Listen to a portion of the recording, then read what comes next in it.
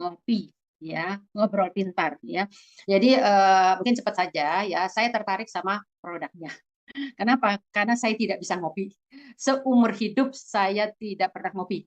Karena saya punya asam lambung GERD ya cukup parah.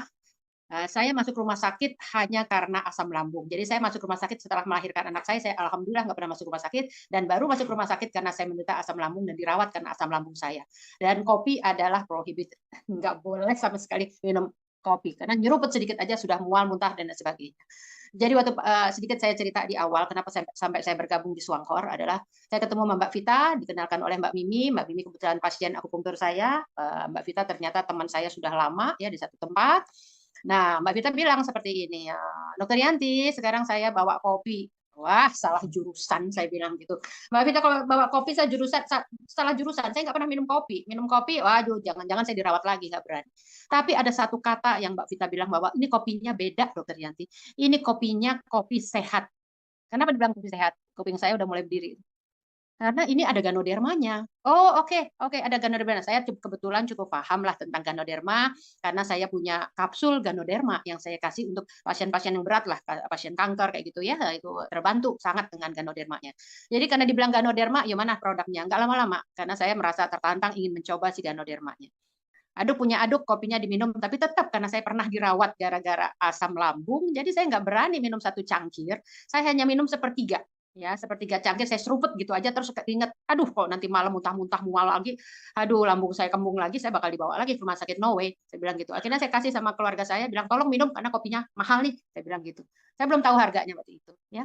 Tapi begitu Mbak Isvita pulang sampai malam, saya kok aman ya, nggak ada apa-apa gitu ya, nyaman aja lambung saya. Oh nggak, iya, ini berarti barangnya bagus. Langsung saya ambil kesimpulan seperti itu.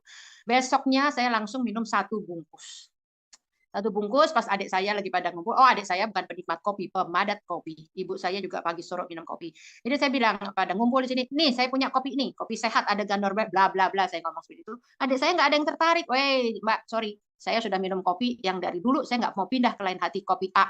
Yang satu lagi bilang saya kopi tobruk nggak main yang lain.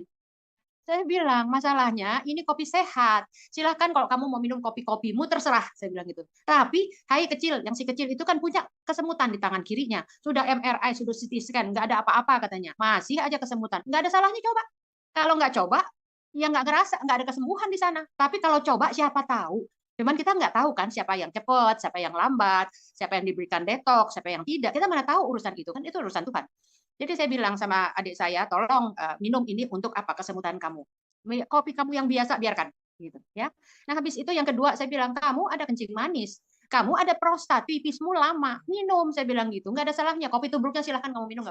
Nah singkat cerita adik saya mungkin saya pernah bikin voice note ya tentang kesaksian untuk tim saya Pak Karmel saya lihat ada di sini malam Om Karmel ya. Jadi saya bikin voice note tentang apa? Tentang kesaksian adik saya.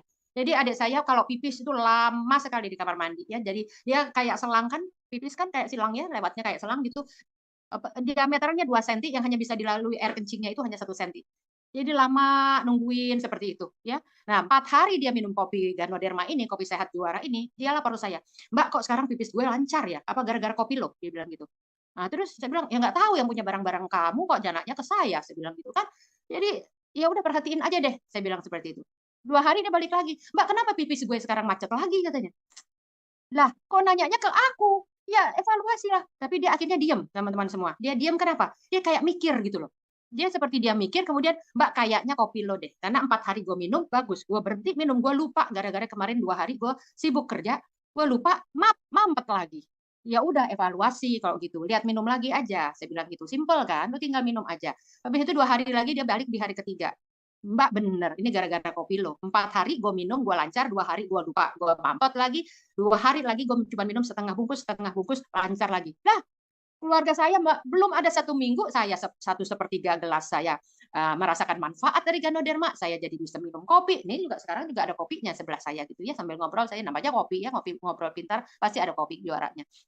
Kemudian adik saya yang kedua juga dalam waktu 4 hari, 6 hari belum nyampe udah bisa merasakan manfaatnya. Oh nggak ada cerita deh. Saya minta Mbak Vita datang. Mbak Vita tolong bawakan 9 box. Kok banyak Dokter Yanti? Ya, saya 3 box. Kenapa 3 box? Satu kotak kopi itu cuma 20 saset. 1 bulan itu 30 hari. Kenapa kita hanya minum selama 20 hari? Kan harusnya 1,5 box. Nah, 1,5 box lagi udah kepikiran nih saya, si A, si B, si C, seperti itu. Adik saya 2, ambilkan, saya beli ada 3, jadi artinya ada 9 kotak kami. Cuman kalau soal belanja kotak ya, itu bisa dipakai Gojek. Saya nggak mau. Tolong Mbak Vita antar ya, Mas Eri antar ya ke rumah saya kopinya. Kenapa coba?